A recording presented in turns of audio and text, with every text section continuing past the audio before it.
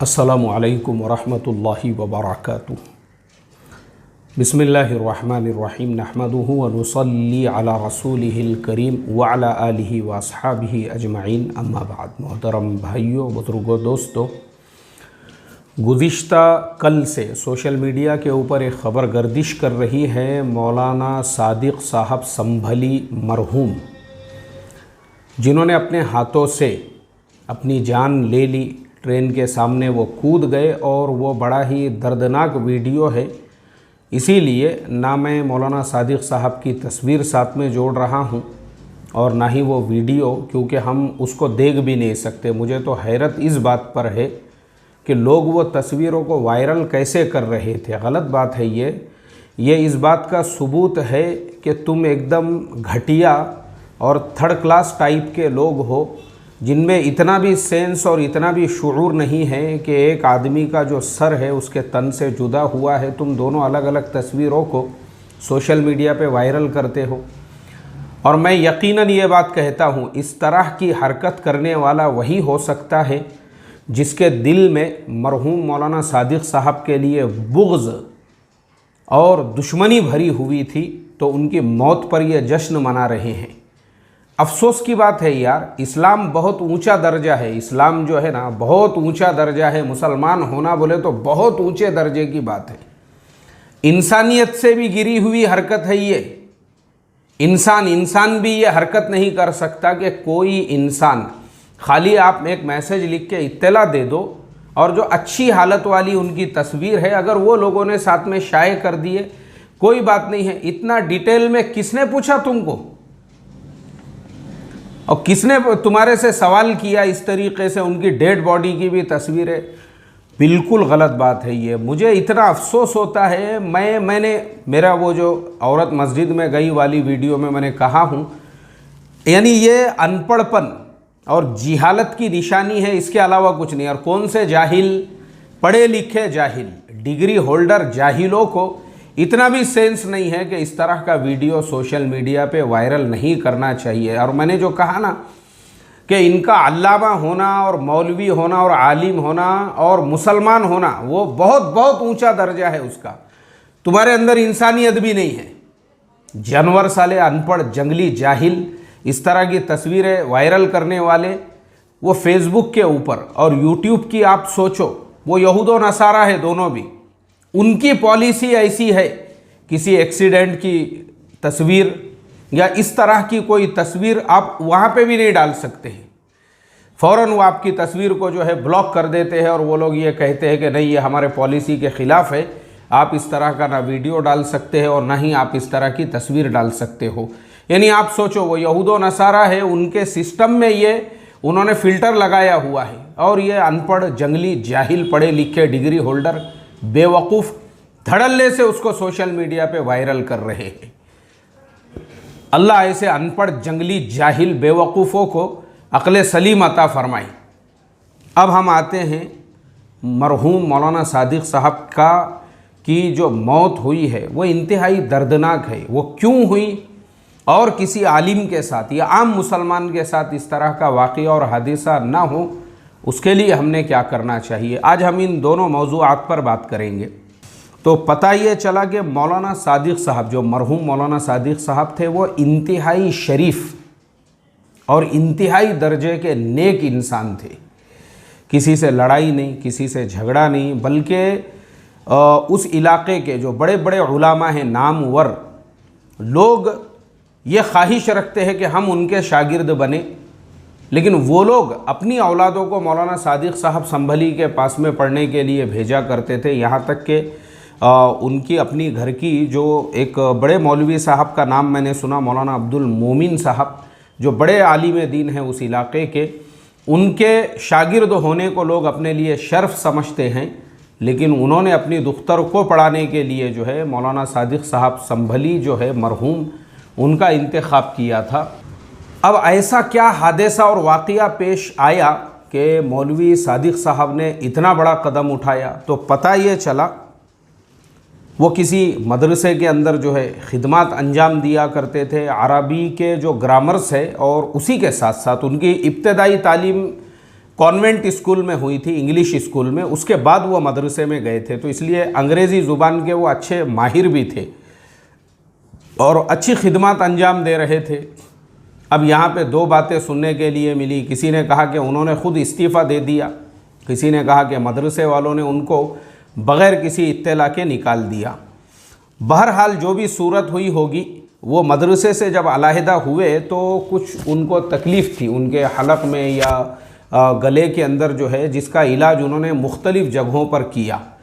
और जब वो यानी उसकी ताब ना ला सके, वो दर्द था, उसकी शिद्दत थी और दीगर भी उनके ऊपर जो माशी हालात थे, क्योंकि मदरसे से अलहदा हो चुके थे, कहीं पर इमामत वग़ैरह के लिए भी नहीं थे। अब ये सारे हालात जब उनके सामने आए, वो आने के बाद में जो है उन्होंने इस तरह का इंतहाई कदम उठाया जो हमारे लिए इंतहाई अफसोसनाक और शर्मनाक है।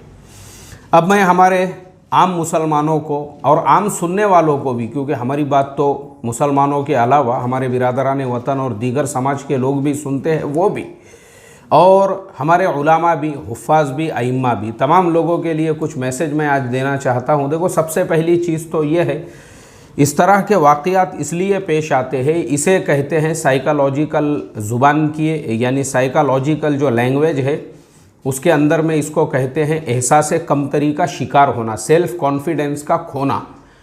जब सेल्फ़ कॉन्फिडेंस इंसान का चला जाता है तो फिर उसके बाद उसको अपना फ्यूचर जो है ना एकदम डार्क नज़र आता है। उसको लगता है कि भाई अब मुस्तक़बिल में तो सब अंधेरा है।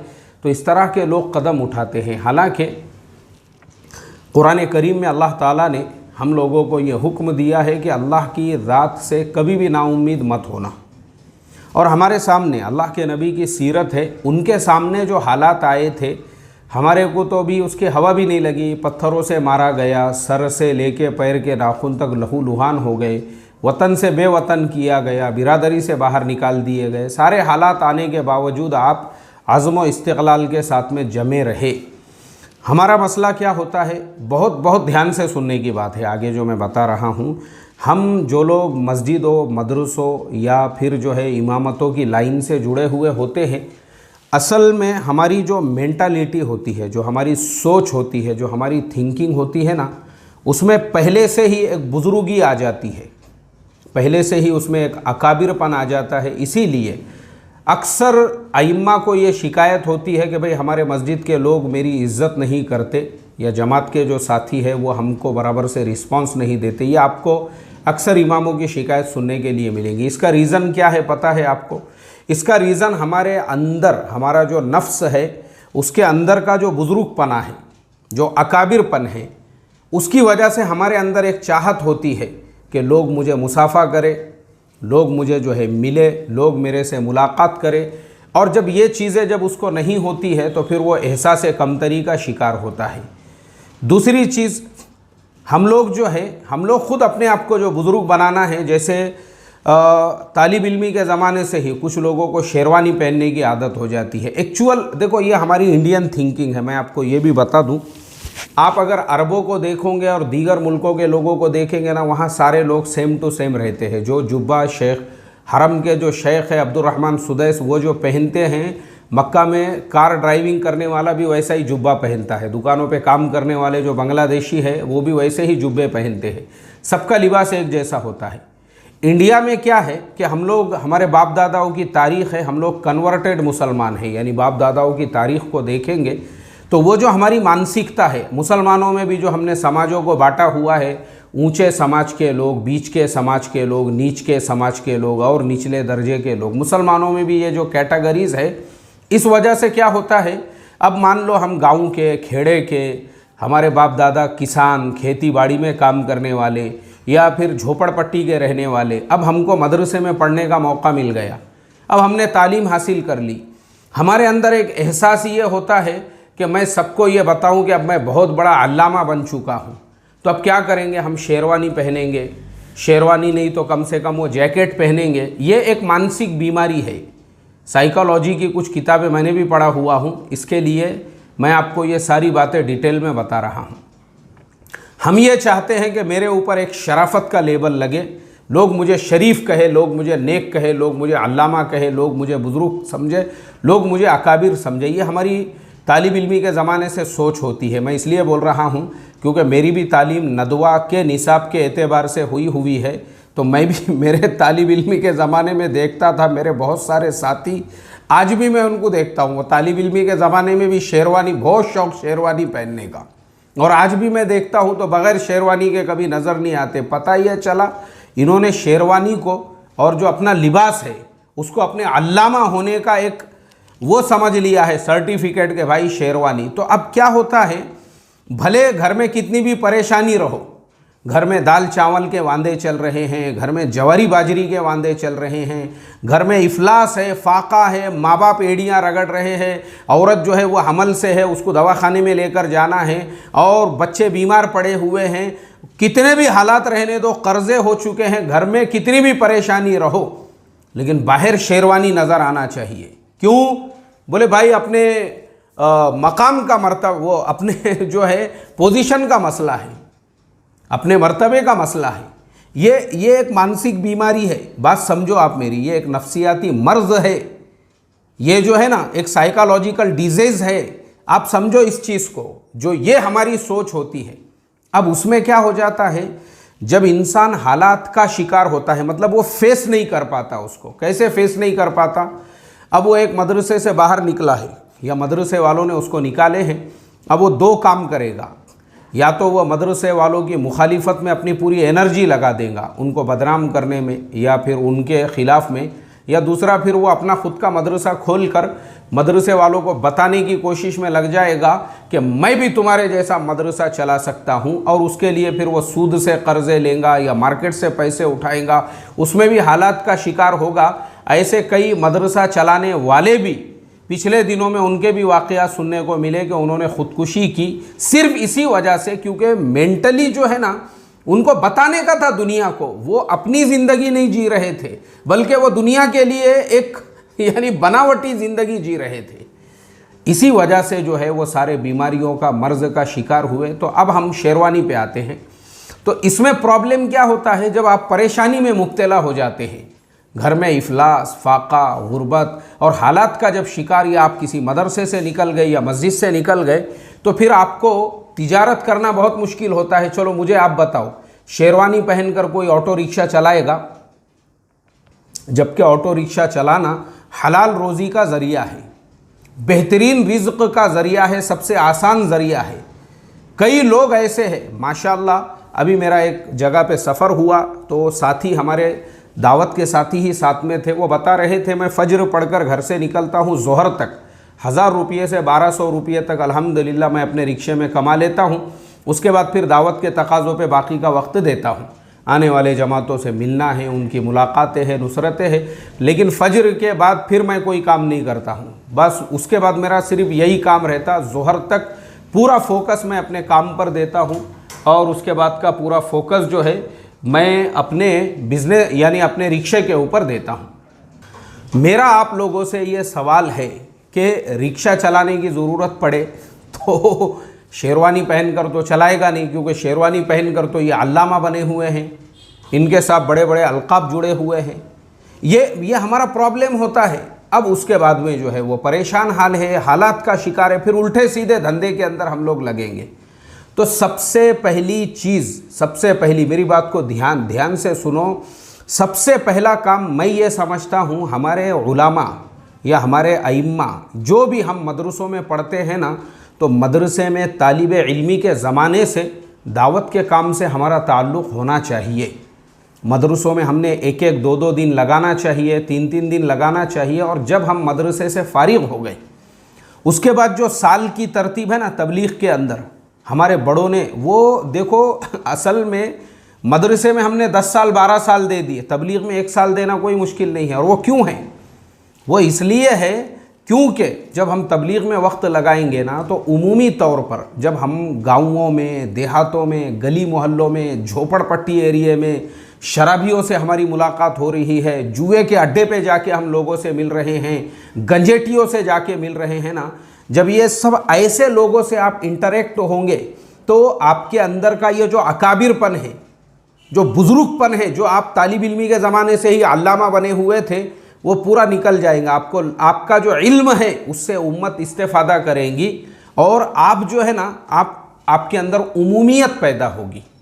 आप खवास के दर्जे से, ये जो खवास वाली मेंटालिटी है, हज़रत बहुत शरीफ है, हज़रत बहुत नेक है, हमने शरीफ और नेक होने का जो मतलब समझ लिया है कि शेरवानी और बस बुजुर्गी और जवानी में ही डंडा हाथ में आ जाना चाहिए और अकाबिर बनना चाहिए, बस ये जो हमारी मेंटालिटी, इसी को हमने शराफत और नेकियत समझा हुआ है। हालांकि ऐसा नहीं है।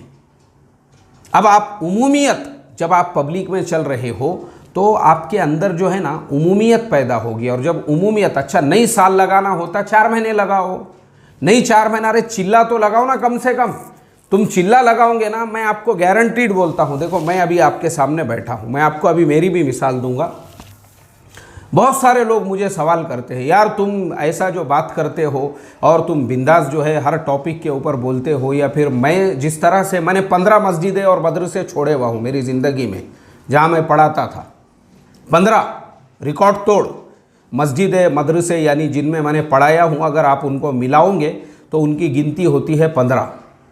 मैंने इतने मस्जिदों में इमामतें भी किया, लेकिन मैंने जब कोई मस्जिद छोड़ दिया उसके बाद उसका ऐसा टेंशन लेते हुए नहीं बैठा मैं कि यार अब मेरे को मस्जिद वालों ने निकाल दिए, मेरा आगे क्या होगा। जो अपने साथ में आया, जो अपने, और इसका रीज़न क्या है वही मैं आपको बता रहा हूँ। हमारे तालिब इल्मी के ज़माने से हम तबलीग के काम में लगे हुए हैं, तो उमूमियत पब्लिक में रहने का जब मौका मिला, आम लोग खेड़े के, देहात के, गांव के, झोपड़पट्टी एरिए, ये सब में रहकर हमने जो काम किए आवाम के साथ में, तो उससे क्या हो गया, हमारे अंदर जो है ना वो खुद उमूमियत पैदा हो गई।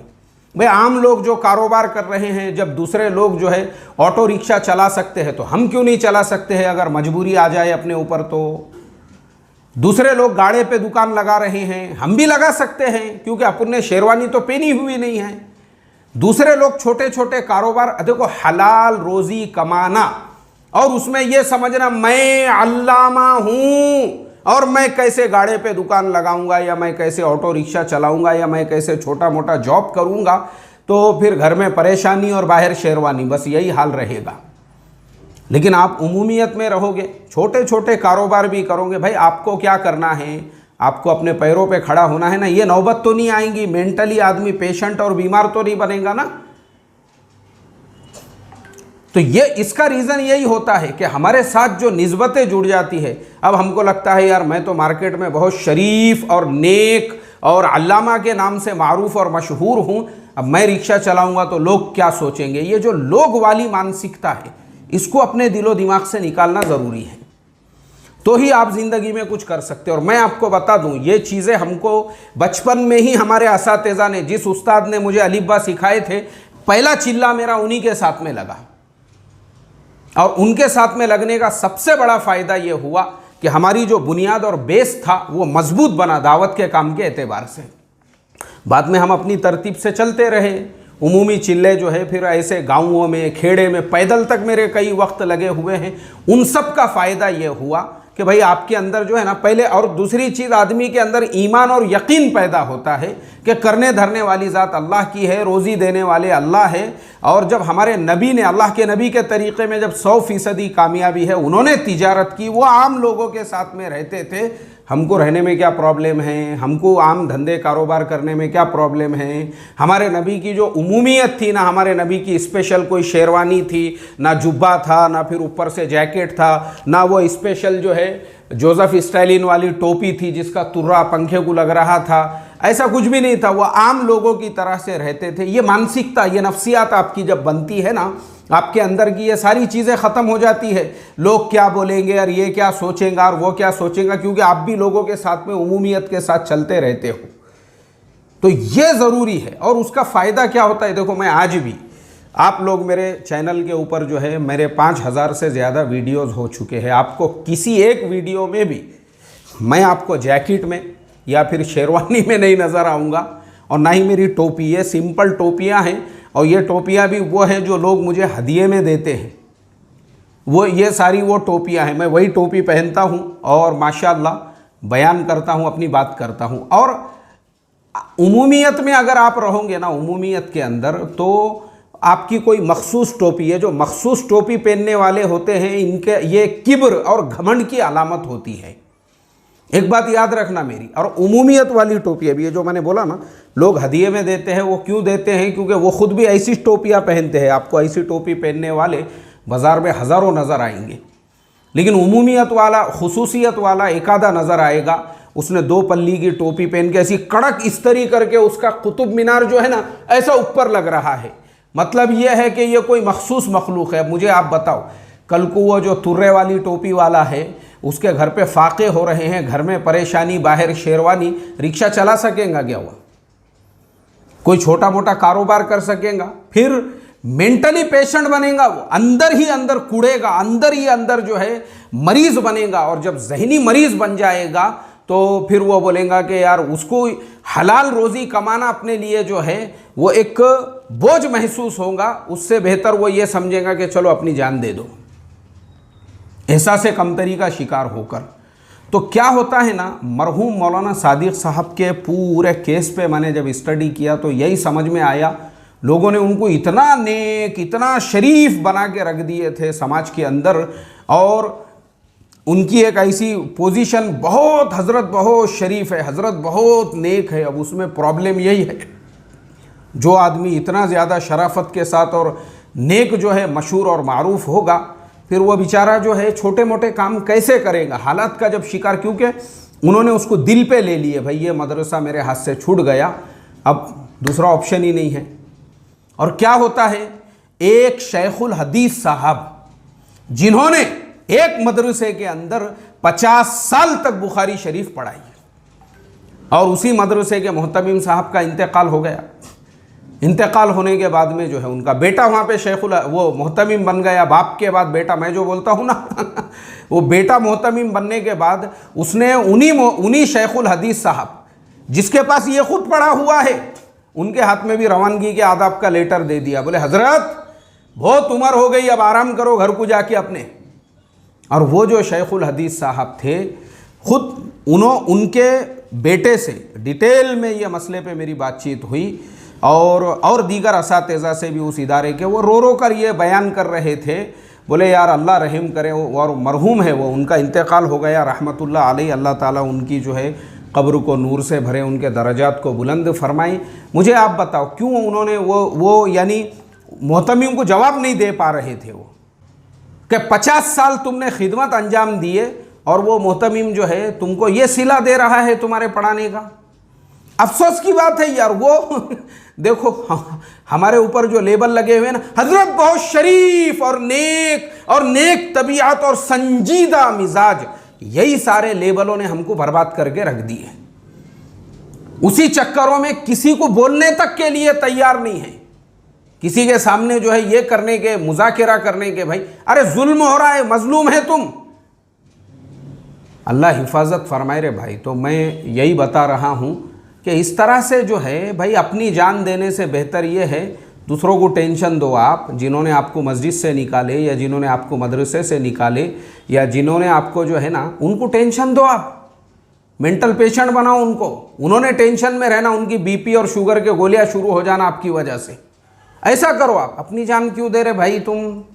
एक मदरसा छूटा दूसरा छूटा पांचवा, एक मस्जिद छूटी चौथी। अरे ज़िंदगी में जो है उतार चढ़ाव आते रहता है, उसको फेस करने का, मुकाबला करने का, यही तो मोमिन की पहचान है, अल्लाह की ज़ात से नाउमीद नहीं होने का। और असली जो हमारा मकसद है ना, मैंने जो शुरू में बताया, हमारा दावत के काम में वक्त लगना चाहिए। दावत के काम में लगोगे ना तुम, ये क्या, इससे भी बड़े बड़े हालात को तुम फेस कर सकोगे। जो मैंने बताया ना, हमको बचपन में ही झोपड़पट्टियों में चलने का मौका मिला, गाँव खेड़े हमारे जो चिल्ले वगैरह उस ज़माने के अंदर लगे, तो अल्हम्दुलिल्लाह मैं समझता हूँ अल्लाह ताला ने बहुत कम वक्त में, यानी कम उम्री में हमको ये मेहनत के अंदर जब लगाया, उसी का ये सिला मिला हुआ है अल्हम्दुलिल्लाह, कि दिल में से वो सारी चीज़ें ख़त्म हो गई हुई है। लोग क्या सोचते हैं ये आपके साथ में भी होगा। तो अपने गाँव के मशवरे में बैठो, जाकर हफ्तेवारी इज्तिमा में बैठो, 3-3 दिन से शुरुआत करो। देखो ये तबलीग का जो काम है ना, तबलीग का काम ये हमारी अपनी ज़ात के लिए है। लोग बोलते हैं दूसरों पे मेहनत करो, यहाँ ऐसा हो रहा है, यहाँ मेहनत करना है। वो मेहनत जो है वो तो हमारा एक अमल है, लेकिन उसका सबसे बड़ा फ़ायदा हमको होता है, हमारे दिल के अंदर ईमान जड़ पकड़ता है और ये यकीन बैठता है कि भाई पालने वाली ज़ात अल्लाह की है, मोहतमिम कोई हमारा खुदा नहीं है, मस्जिद के ट्रस्टी कोई हमारे खुदा नहीं है। अल्लाह की ज़ात पे भरोसा करके ये काम हम करते रहे, उसके साथ में अल्लाह दूसरे रास्ते हमारे लिए खोलता है। तो भाई आखिरी में बस मैं इतना ही कहूँगा, मरहूम मौलाना सादिक साहब के वाक़ये से मुझे भी बड़ी तकलीफ़ हुई और बड़ा अफसोस हुआ। बस आखिरी में तमाम बाकी उलमा से यही कहूँगा, अपने अंदर उमूमियत लाओ, शेरवानी से बाहर निकलो, सारी परेशानियों से बाहर निकल जाओगे इंशाअल्लाह। अस्सलामु अलैकुम व रहमतुल्लाहि व बरकातुहू।